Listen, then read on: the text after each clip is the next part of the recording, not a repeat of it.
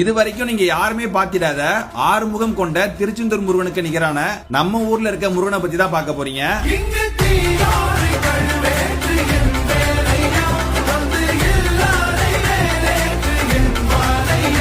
அரியலூர் மாவட்டம் திருமானூர் பக்கத்துல சுள்ளங்குடி கிராமம் தான் வந்திருக்கோம். இங்கதான் இந்த ஆறுமுகம் கொண்ட முருகன் கோயில் இருக்கு. சுமார் 850 இருந்து 1000 ஆண்டுகள் பழமையான இந்த கோவில் 2ஆம் குலோத்துங்க சோழனால் நிறுவப்பட்டதா சொல்றாங்க.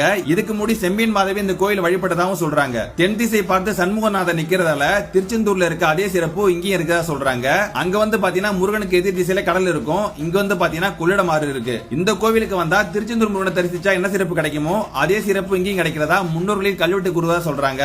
இந்த கோவில்ல கிழக்கு பார்த்த சிவன் கோயிலும் தெற்கு பார்த்த முருகன் கோயிலும் ஒரே இடத்துல இருக்கு. மறக்காம இவ்வளவு சிறப்பு இருக்க நம்ம சுள்ளங்குடி கோயிலை விசிட் பண்ணுங்க. அப்படியே இந்த வீடியோவை நிறைய பேருக்கு ஷேர் பண்ணுங்க. தோன்றி ஒளியாகும் வேளா வான்மேகமாய் மழை ஊற்றுவாயே.